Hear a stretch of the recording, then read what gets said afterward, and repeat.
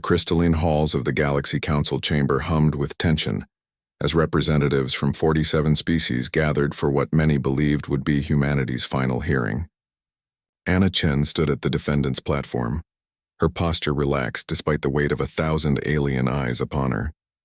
Beside her, Leo Martinez reviewed the holographic data streaming across his neural interface, his expression unreadable. "The Council will come to order," proclaimed Zixthar, the Vrelian Prime Arbiter, his translucent body pulsing with bureaucratic authority. "Humanity stands accused of 17 violations of the Galactic Trade Accords, 43 breaches of territorial boundaries, and, most grievously, the unauthorized colonization of 12 restricted worlds." Anna smiled, and that smile made the assembled delegates uncomfortable in ways they couldn't quite articulate. There was something predatory about it, something that reminded them why humans had been quarantined to their solar system for the first 3 centuries after first contact. "Your Honor," Anna began, her voice carrying effortlessly through the translation matrices, "we acknowledge these charges." A collective gasp rippled through the chamber. Leo looked up from his data, fighting the urge to grin. This was the moment they'd planned for.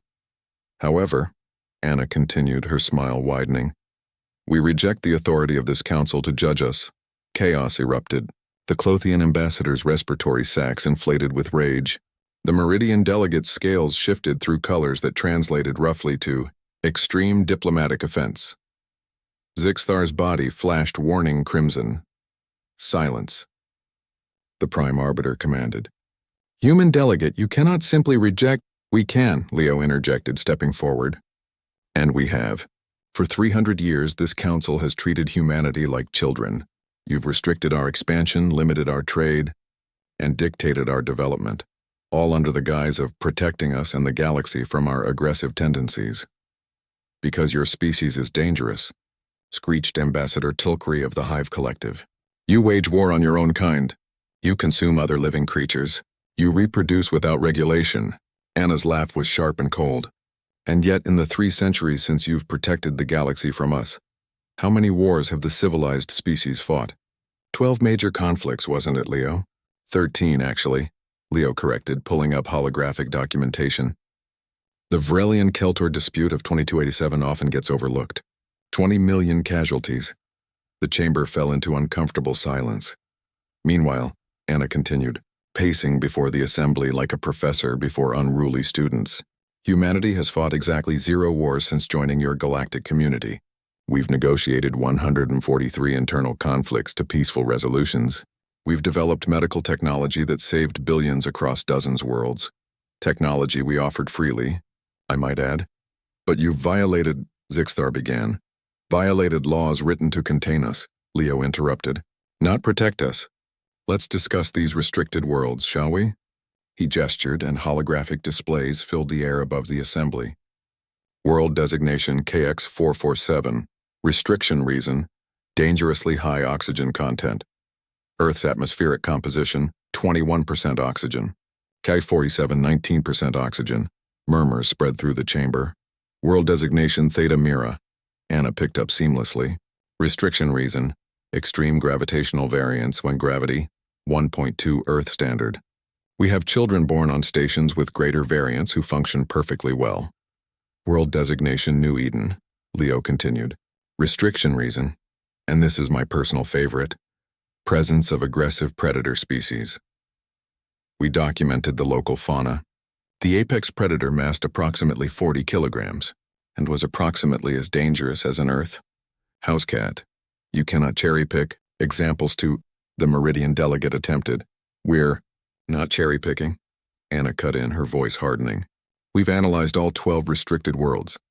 Every single restriction was arbitrary, designed not to protect humanity but to limit our growth. You've been afraid of us from the beginning.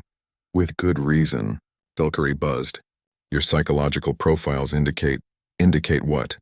Leo challenged. That we're competitive, aggressive, adaptable, that we don't break easily. He stepped toward the Hive Collective's platform.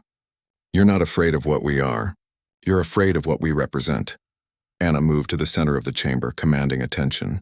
Every species here achieves spaceflight through one path.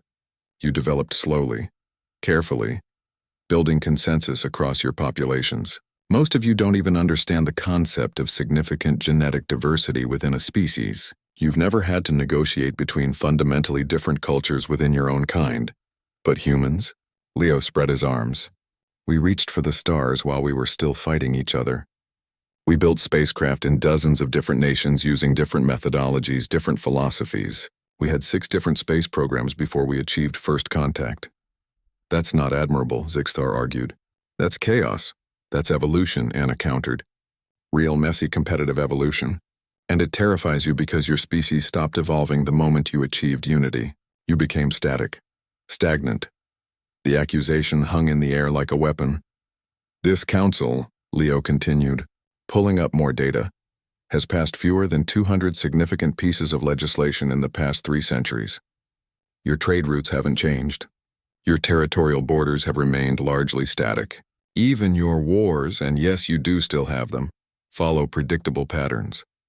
Humanity has been part of the galactic community for 300 years, Anna said, her voice softening slightly. In that time, we've proposed 847 initiatives to the Council. Do you know how many were approved? 17. Less than 1%. Because your ideas were dangerous, untested, the Clothian ambassador protested. They were different, Leo corrected. And that's what you can't tolerate. You don't want partners. You want humanity to conform, to become just another static civilization gradually cooling toward entropy. Anna locked eyes with Zixthar. So here's what happens next. Humanity withdraws from the Galactic Council, effective immediately. We will honor existing trade agreements with individual species, but will no longer recognize the Council's authority over human space or human activities. You cannot. Multiple voices erupted simultaneously. We can and we are, Leo stated firmly. Furthermore, those 12 restricted worlds, they're now human colonies developing nicely. We extend an invitation to any species that wishes to join us there, not as subjects to the Council, but as partners in a new alliance. An alliance built on chaos and aggression? Telkari demanded. An alliance built on growth and evolution, Anna corrected, on the idea that intelligent species should be expanding, learning, developing, not hiding behind bureaucratic structures designed to maintain a comfortable status quo. Zixthar's body pulsed through several colors before settling on deep purple, resignation in Vrelian physiology. This council could declare war. Leo's laugh was genuine. You could, but you won't, because you've spent 3 centuries telling yourselves that humans are dangerous, aggressive, and unpredictable, and now you're wondering if you were right. Anna collected her materials, gesturing for Leo to follow. As they walked toward the exit, she addressed the chamber one final time. The invitation stands. Any species tired of stagnation, ready for something new, humanity welcomes you.